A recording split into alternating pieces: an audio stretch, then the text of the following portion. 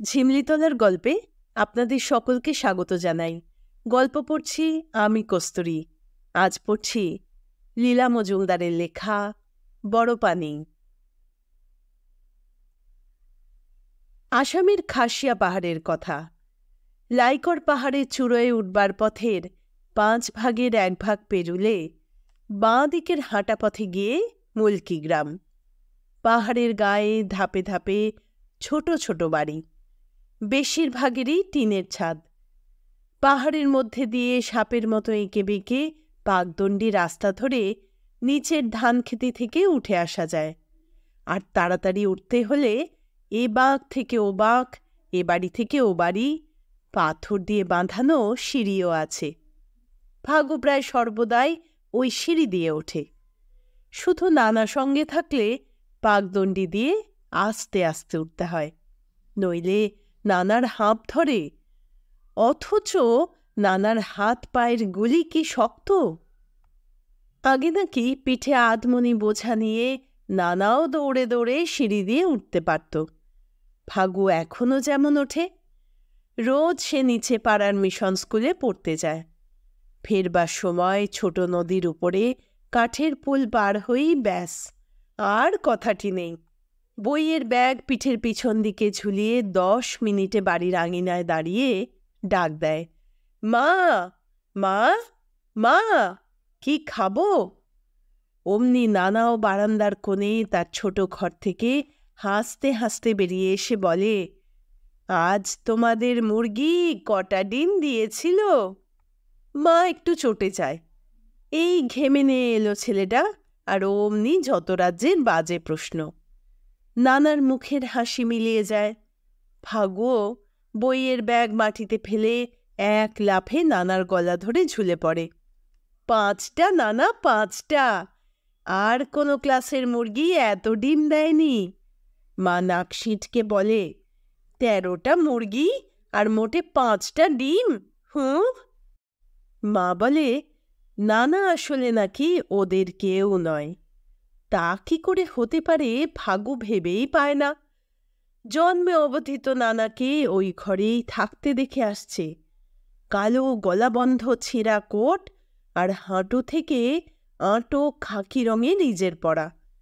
কত ঘুড়ি বানিয়েছে নানা, কত মাছ ধরবার ছিপ, কত বাজ পাখি মারার গুলতি। মা বলে, ওসব হিংস্র পাখি মারিস নে, যদি উল্টে এসে ঠোকরায়, কাক মার। কিন্তু নানা কাক মারতে চায় না। এরা তো যে সে কাক নয় রে ফাগু, এরা আসল দাঁড় কাক। কি ভালো পোষ মানে, কি সুন্দর কথা বলে, তবে শেখাতে হয়। আমি একবার। এই বলে নানা থামে। ফাগু বলে, থামলে কেন? বলোই না, তুমি একবার কি করেছিলে? নানা আকাশের দিকে চেয়ে হেসে বলে, আমি আগে বন বিভাগের চৌকিদার ছিলাম, জানিস? তোর দাদুও তাই ছিল। একবার ঝড়ের পর বনের মধ্যে একটা কাকের ছানা কুড়িয়ে পেয়েছিলাম। নিম গাছে তাদের বাসা ছিল। ঝড়ের দোলায় বোধহয় পড়ে গেছিল। কাঠুরেদের ছেলেরা আগে ওটাকে তুলে পকেটে পকেটে নিয়ে ঘণ্টাখানেক বেরিয়েছিল। তারপর বাপ মার কাছে বকুনি খেয়ে আবার গাছের তলায় ফেলে দিয়েছিল, যদি কাকের মা ঠোঁটে করে বাচ্চাটাকে তুলে নেয়। কিন্তু কাকের মায়েরা তা নেয় না। বাচ্চার গায়ে মানুষের গন্ধ পেলে তাকে ঠুকরে মেরে ফেলে। ফাগুর দম বন্ধ হয়ে আসছিল। তুমি কি করে জানলে নানা? তোর দাদু ওটাকে পকেটে পুরে নিম গাছে চড়ে যেই না ওকে বাসায় রাখল, অমনি কাকমা কাছে এসে বাচ্চাটাকে ভালো করে দেখে শুনে ঠোঁট দিয়ে ঠেলে আবার নিচে ফেলে দিল। ভাগ্যিস আমি সেখানে তৈরি হয়ে দাঁড়িয়েছিলাম, তাই খপ করে ধরে ফেলতে পারলাম, নইলে হয়েছিল আর কি। ওটাকে বাড়ি নিয়ে গিয়ে বউকে দিলাম। তার ছেলে পিলে ছিল না বলে বড় দুঃখ। বললাম, কাক পালো, দুঃখ ঘুচবে। সে যে কি যত্নে কাকের ছানা পালল, সে আর কি বলবো। ভাগো জিজ্ঞেস করল, কার বউ নানা? সে এখন কোথায়? নানা বলল, আমার বউরে ফাগু, সে এখন স্বর্গের রাজা উবলেইয়ের কাছে চলে গেছে। সেখানে কারো কোনো দুঃখ নেই। সেই থেকে আমিও তোদের বাড়িতে আছি। ফাগু রেগে গেল। সে কেন তোমাকে একা ফেলে চলে গেল? কি দুষ্টু! নানা হেসে বলল, দুষ্টু না রে, সে বড় ভালো ছিল। রাখতে পারলাম না তাই। যাবার আগে আমাকে বলে গেল, রুনারকে দেখো। কাকটা বড় দুষ্টুমি করত কি না, তাই রুনার নাম রাখা হয়েছিল। বউ যাবার পর 22 বছর সে আমার কাছে ছিল। তারপর কোথায় উড়ে চলে গেছে ভাবি। বউয়ের সঙ্গে দেখা হলে কি বলবো। ফাগু ভারী অবাক হলো। বউ তো মরে গেছে, তার সঙ্গে আবার তোমার দেখা হবে নাকি? নানা বলল, নিশ্চয় হবে। ফাগু জিজ্ঞেস করল, তাকে খুঁজে পাবে কি করে? তুমি কি স্বর্গের রাস্তা জানো? নানা বলল, যেমন করে সব নদী বড় পানি খুঁজে পায় তেমনি করে। চল, ছোট নদীতে মাছ ধরতে যাই। ছোট নদীর ধারে ওদের একটা বিশেষ মাছ ধরার জায়গা ছিল। উইলো গাছের ঝোলানো পাতার ছায়ায় চ্যাপ্টা একটা পাথরে বসে ওরা ছুটির দিনে মাছ ধরত। নানা কোথা থেকে বড় বড় পিঁপড়ের ডিম জোগাড় করে আনত। টপা টপ মাছ পড়ত। নানা বলতো, খুব ছোট মাছ ধরতে হয় না, ওরা মাছেদের ছেলে পিলে। দেখিস না কেমন বিদ্যুতের ঝলকের মতো জলের মধ্যে খেলে বেড়ায়। যে মাছ খেলে পেট ভরে শুধু সেই মাছই ধরতে হয়। এই বলে নানা যত্ন করে ছোট মাছের গলা থেকে বড়শি খুলে নিয়ে তাকে আবার জলে ছেড়ে দিত। ফাগু দেখে দেখে অবাক হয়ে বলতো, জন্তু জানোয়ার, মাছ, পাখি সব ভালোবাসো না নানা? পোকামাকড়ও ভালোবাসো? সাপও ভালোবাসো? নানা হাসত। পোকামাকড়, সাপ তফাৎ থেকে ভালোবাসাই ভালো। দেখিসনি লাল শুঁয়োপোকা সরল গাছ থেকে নেমেই কিরকম পাঁই পাঁই ছোটে? খবরদার ধরিস নে, দূর থেকেই দেখিস। ধরলেই তোর আঙুলে এই বড় বড় শুঁয়ো ফুটে যাবে। তার কি জ্বলুনি! আর সাপের কথা কি বলবো, শীতকালে এরা নিরাপদ গর্ত খুঁজে নিয়ে ঘুমোয়। একবার আমার দাদা একটা পাথর সরিয়ে দেখে তার পিছনে ফাটলের মধ্যে একটা লম্বা সবুজ সাপ চুপ করে পড়ে রয়েছে। তার নীল রঙের চোখ দুটো খোলা, নড়ছে চড়ছে না। দাদা পাথরটাকে আবার ফাটলের মুখে বসিয়ে দিয়ে বলল, বসন্তকাল এলেই ও আবার জাগবে। আমি বললাম, চোখ খোলা কেন? দাদা বলল, ওরা তো চোখ বন্ধ করে না। ও জেগে উঠে এই পুরনো ছালটা খুলে ফেলে দেবে। ভেতর থেকে কি সুন্দর নতুন ছাল বেরোবে। কিন্তু প্রথম প্রথম নতুন ছাল বেজায় নরম থাকে। তখন সাপ বেশি নড়ে চড়ে না। আস্তে আস্তে গায়ে জোর এলে আবার ফনা তোলে। আমি বললাম, তাহলে নতুন ছাল হলেই দুষ্টু সাপকে তোমরা মেরে ফেলো না কেন? দাদা বলল, তাই কখনো করতে হয়? দুর্বল শত্রুকে কখনো মারতে নেই। ফাগু নানার কোল ঘেঁষে বসে বলল, আমার দাদু কোথায় গেছে? নানা শুনে অবাক।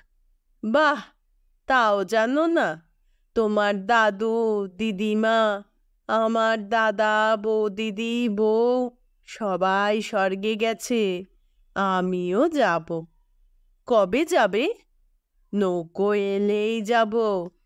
ফাগু আশ্চর্য হয়ে বলে, এই পাহাড়ে নদীতেও নৌকো আসবে? কিন্তু আমাদের স্কুলের দিদিমণি বলেছেন, পাহাড়ে নদী যেখানে নিচে নেমে বড় পানির সঙ্গে মিশেছে শুধু সেই পর্যন্ত নৌকো আসে। তোমার নৌকো এত দূর আসবে না। নানা একটু ভেবে বলল, তাহলে আমাকেই বড় পানিতে যেতে হবে। ফাগু বলল, আমিও তোমার সঙ্গে যাব নানা। নানা রেগে গেল।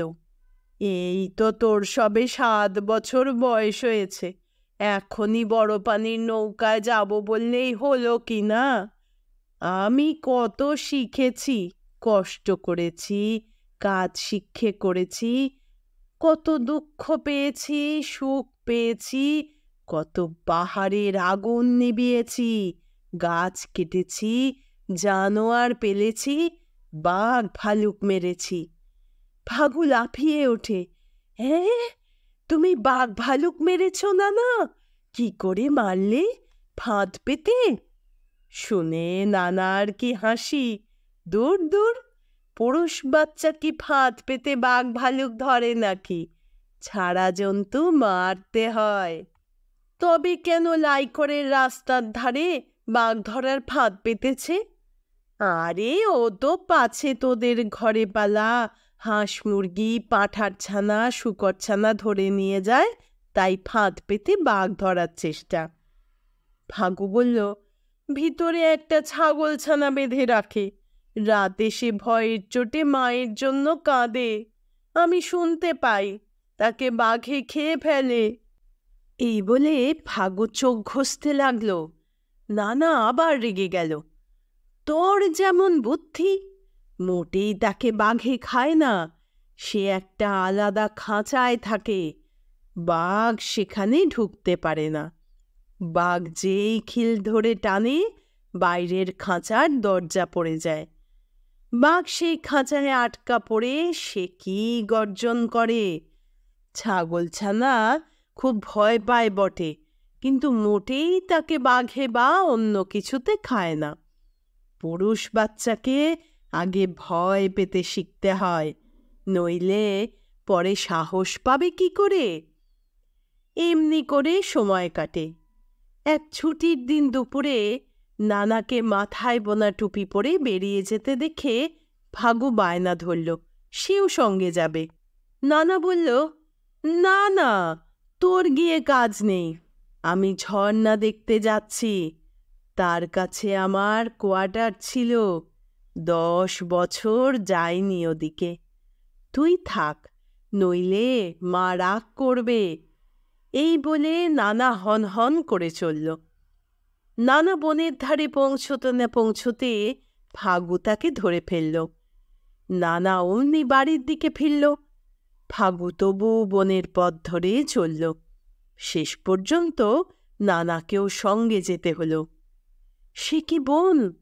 বাইরে দুপুরের রোদ চঞ্চন করছে, বনের মধ্যে সবুজ ছায়ায় ভরা, একটুও রোদ নেই। শুধু মাঝে মাঝে যেখানে গাছ পাতলা হয়ে এসেছে, সেখানে এক ঝলক রোদ এসে পড়েছে।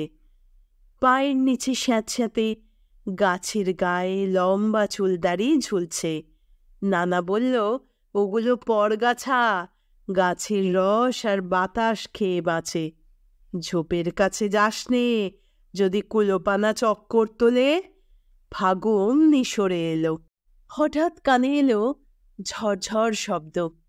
ও নানা, ওই বুঝি তোমার ঝর্ণা?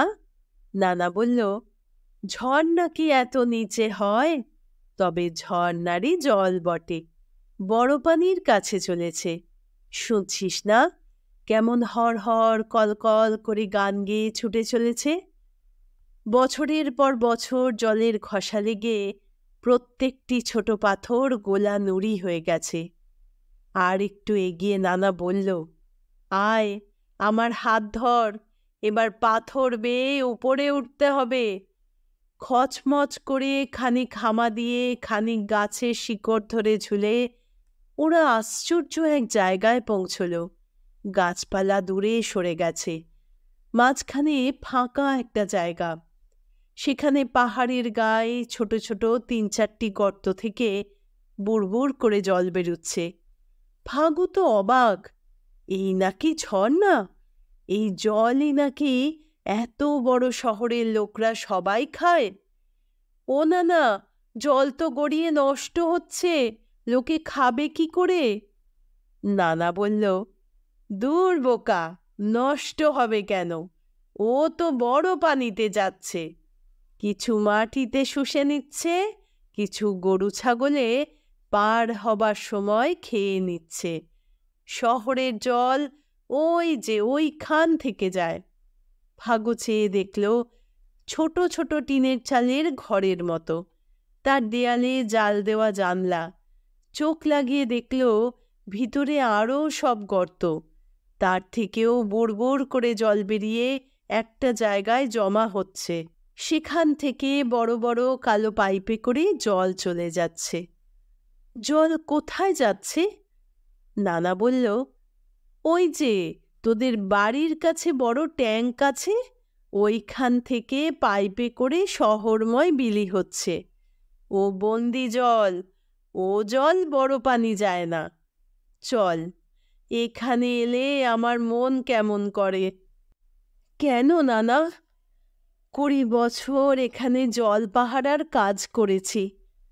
কোথায় আমার ঘর ছিল দেখবি?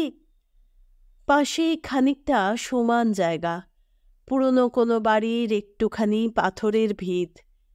একটা পাথরে নাড়া দিতেই সেটা গড়িয়ে গেল, তার নিচ থেকে ছোট একটা কাঠের বল বেরিয়ে এলো। ওটা কি নানা? নানা সেটা কুড়িয়ে নিয়ে বলল, নে, এটা তোকে দিলাম। বউয়ের একটা ছেলে ছিল, বাঁচল না, তার জন্যে বানিয়েছিলাম। চল, দেরি হয়ে যাচ্ছে। বাড়ি ফিরতে বড় দেরি হয়ে গেল। মা বেরিয়ে এসে লাইকরের রাস্তায় ছুটোছুটি করছিল। ওদের দেখে বেজায় রেগে গেল, নানাকে যা তা বলে বকতে লাগল। ফাগুর গালে ঠাস ঠাস করে দুটো চড় দিয়ে নিজেই হাউ হাউ করে কাঁদতে লাগল। তারপর ফাগুর হাত ধরে হন হন করে এগিয়ে গেল। রাতে খাবার সময় মা নানাকে বলল, আজ থেকে আপনার খাবার আপনার ঘরে দেবে। ফাগুকে বলল, নানার সঙ্গে ফের বেরিয়েছ তো ঠ্যাং ভেঙে দেব। ও কি একটা নোংরা বল নিয়েছ, ফেলে দাও। মা বলটা নিয়ে জানলা দিয়ে ফেলে দিল। নানা কিছু না বলে পা ঘষ্টাতে ঘষ্টাতে নিজের ঘরে চলে গেল। দুধ খেল না। পরদিন ভোরে উঠেই এক দৌড়ে নানার ঘরে গিয়ে ফাগু দেখল নানা নেই। তার কম্বলটা, লাঠিটা আর বন বিভাগের পাহারাওয়ালাদের পুরনো চামড়ার কাঁধে আটা ব্যাগটাও নেই। ফাগু আস্তে আস্তে ফিরে এসে বই নিয়ে পড়তে বসল। সকালে যখন থালায় করে নানার জন্য দুধ রুটি নিয়ে কানহাই নানার ঘরের দিকে যাচ্ছিল, তখন বই থেকে মুখ তুলে ফাগু বলল, নানা খাবে না, নানা চলে গেছে। শুনতে পেয়ে খাবার ঘর থেকে মা ছুটে এলো। চলে গেছে কি রে? এই শীতে 75 বছরের বুড়ো যাবে কোথায়? ফাগুর গলার কাছটা ব্যথা করছিল। বলল, বড় পানিতে গেছে, সেখানে ওর জন্যে নৌকো আসবে, বউকে খুঁজতে যাবে। তুমি ওর বউয়ের ছেলের বল ফেলে দিয়েছ। মার মুখ ছাইয়ের মতো সাদা হয়ে গেল। আস্তে আস্তে বাইরে গিয়ে আলু ক্ষেত থেকে বলটা কুড়িয়ে এনে হাতে দিয়ে বলল, তোর বাবা যখন কলকাতা থেকে ফিরে এসে বলবে নানা কই, আমি তাকে কি বলবো? ফাগু বলল, বাবা নানার জন্যে গরম গেঞ্জি আনবে আর 2 পাশে রবার দেয়া জুতো। চামড়ার জুতোয় নানার পায়ের করাতে লাগে। এই বলে ফাগুও ভেউ ভেউ করে কাঁদতে লাগল। মা খানিক এদিক ওদিক ঘুরে বলল, বড় পানি গেছে ঠিক জানো? মোটর বাসে গেছে। ফাগুর হাসি পেল। মোটর বাসে যাবে কি? নদীর স্রোত ধরে ধরে যেতে হবে। কোনখানে নৌকো অপেক্ষা করছে কে জানে। মা বলল, তাই চলো, তাকে ফিরিয়ে নিয়ে আসি। তৈরি হতে কতটুকুই বা সময় লাগলো।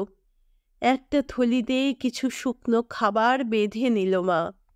নিজে একটা মোটা লাঠি নিল, ফাগুর হাতে একটা দিল।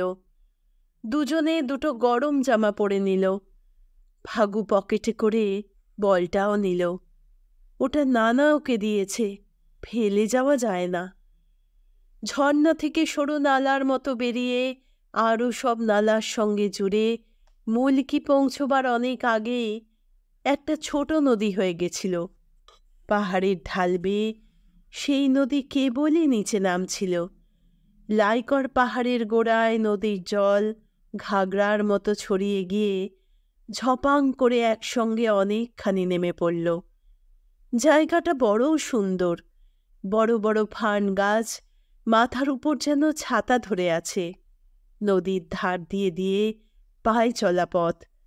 ফাগু বলল, এইখানে মাছ ধরতে হয়। বর্ষার সময় বেশি জল হলে মাঝে মাঝে সাহেবের বাগান থেকে ট্রাউট মাছ পালিয়ে আসে, এইখানেই তাদের ধরতে হয়। মা অবাক হয়ে ফাগুর মুখের দিকে তাকালো। সরল গাছের মধ্যে দিয়ে শোঁ শোঁ শব্দ কানে এলো। মা বলল, ওরে ফাগু, একটু না বসলে তো আর পারবো না। মা একটা চ্যাপ্টা পাথরের উপর বসে পড়ে নিজের হাঁটু খসতে লাগল। নিচে নামবার সময় হাঁটুতে ভার পড়ে, হাঁটু ব্যথা করে। বুড়োদের করে, নানারও করে, কিন্তু ফাগুর করে না। ফাগু চারদিকে ঘুরে ঘুরে দেখতে লাগল। পাথরের নিচে একটা খোদল, তার একপাশে খানিকটা জল জমেছে। সেখানে মরা গাছের শেকড়ে একরকম ব্যাঙির ছাতা গজিয়েছে, পালকের মতো দেখতে।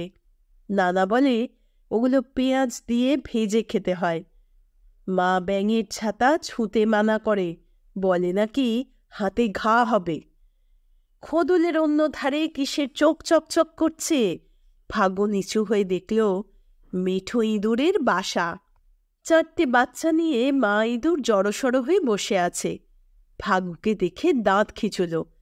ফাগু আস্তে আস্তে সরে এলো। লম্বা লম্বা ঘাসের পাতা, ফিকে বেগুনি ডোরাকাটা, হাতে ঘষলে কি ভালো গন্ধ বেরোয়। চওড়া বুনো লিলির পাতা, তার তলার দিকে ঠিক যেন একটু ফেনা লেগে রয়েছে। মা দেখে বলল, ছি, ফেলে দে, কিসের থুতু। ফাগুর হাসি পেল। মা, তুমি কিচ্ছু জানো না। থুতু হবে কেন? এর মধ্যে একটা ছোট্ট পোকা আছে, সেই নিজের গা থেকে ফেনা বের করে তার মধ্যে লুকিয়ে বসে থাকে, শত্রু দেখতে পায় না। মা বলল, এই সবই বোধ হয় নানা বলেছে। তোর বাবাকেও বলতো। এসব জায়গা তোর বাবাও চেনেন। ওঠ, চল, নইলে নানাকে ধরতে পারবো না। তোর বাবা কাল আসবেন। ফাগু শুনে আনন্দ রাখবার জায়গা পায় না। চলো চলো মা, নানা কত দূর এগিয়ে গেছে। মা বলল, কোন পথে গেছে কে জানে? নদীর ধার দিয়ে দিয়ে নিশ্চয়ই গেছে মা। এই আমাদের ধান খেতির নদী গিয়ে লুংপরিংয়ে নদীর সঙ্গে মিশেছে। তারপর আরও কত নদী আছে মা, সবাই গিয়ে বড় পানিতে পড়েছে। ওইখানে নানার নৌকো বাঁধা থাকবে। শুনে মা লাফিয়ে উঠে ফাগুর হাত ধরে টানতে টানতে একরকম দৌড়ে চলতে লাগল। চলতে চলতে চলতে চলতে দুপুর গড়িয়ে যখন বিকেল, ওরা তখন মুগুমির কাছে পৌঁছল। সেইখানে ঝমঝম করে পাহাড়ের গা বেয়ে নদী ৩০০ ফিট নিচে নেমেছে। মা বলল, কি হবে ফাগু? ফাগু হাসল। ওই দেখো, ঝর্ণার পাশ দিয়ে নিচে নামার পথ, এঁকে বেঁকে ঘুরে ঘুরে নেমেছে। কিন্তু তোমার হাঁটুতে যে ব্যথা। মা বলল, না না, ব্যথা সেরে গেছে বলে আগে আগে নামতে লাগল। মাঝে মাঝে ঝর্ণার জলের ছিটে ওদের মুখে লাগছিল। ওখানে জলের তোরে মাটি কাঁপে, কানে তালা লাগে। ওদের মুখে কথা নেই, পা হরকালেও আর কথাটি নেই। মাঝে মাঝে মা একটু থামে। এমনি করে এক সময় ওরা নিচের জমিতে পৌঁছল। ঝর্ণার জল যেখানে মাটিতে পড়েছে সেখানে একটা পুকুরের মতো তৈরি হয়েছে। জল সেখানে পাক খাচ্ছে, গুঁড়ো গুঁড়ো হয়ে উঠছে, ধোঁয়ার মতো দেখাচ্ছে। তাতে রোদ লেগে রামধনু তৈরি হচ্ছে। মা হাঁ করে দাঁড়িয়ে দেখতে লাগল। এমন সময় পাশের ঝাউবন থেকে বুকের মধ্যে কি একটা যত্ন করে ধরে যে বেরিয়ে এলো, সে নানা। নানা, নানা, নানা বলে ওরা দুজনে ছুটল। মা নানার পায়ে পড়ে কাঁদতে লাগল। নানা রেগে গেল। এই কি কাদাকাটির সময়! শিকারীদের গুলি লেগে বনমোরগের ডানা জখম হয়েছে, কাঠি বাঁধতে হবে না? মায়ের বটুয়াতে সুতো ছুরি সব পাওয়া গেল, কিন্তু নানার কোলে চোখ বন্ধ করে বনমোরগ শুয়ে পড়ে থাকল। ফাগু কেঁদে বলল, মরে গেছে নাকি নানা? নানা বলল, চুপ, বেটা ছেলে কাঁদে নাকি? এইখানটা ধর, আমি কাঠি বাঁধি। কি সুন্দর বনমোরগ! সোনালি, কমলা, লালচে, গলার কাছে সবুজ, নীল আর হলদে পা। আস্তে আস্তে সে কালো চোখ খুলে তাকালো। অমনি তাকে কাঁধের কম্বলে জড়িয়ে কোলে নিয়ে নানা উঠে দাঁড়ালো। চল, বাড়ি চল। বাড়ি? বাড়ি কি করে যাবে? বাড়ি যে ঢের দূর। নানা বলল, মোটেই দূরে নয়, ওই বাঁক ঘুরলেই মোটর বাসের রাস্তা, মুলকির কাছে পৌঁছে দেবে। আরও অনেকক্ষণ পরে বাসে বসে বসে নানার কানে কানে ফাগু বলল, নানা, বড় পানিতে তোমার জন্যে নৌকো বসে থাকবে না? শুনে নানা অবাক। নৌকো এলেই হলো কি না, পাখির যত্ন কি করবেটা শুনি? ও তো জেগে উঠেই সবাইকে ঠোকরাবে। আর কাল না তোর বাবা আসছে, আমি না থাকলে সে কার সঙ্গে মাছ ধরবে শুনি?